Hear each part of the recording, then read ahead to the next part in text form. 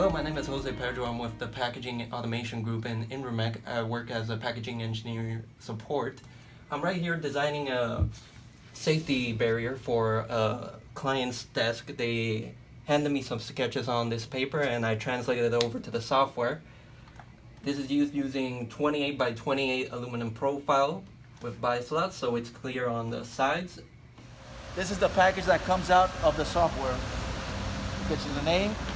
It's got the bill of material with the item numbers. You take pictures with the different parts and it's signed with the different numbers, every piece. And then you have the shop drawings.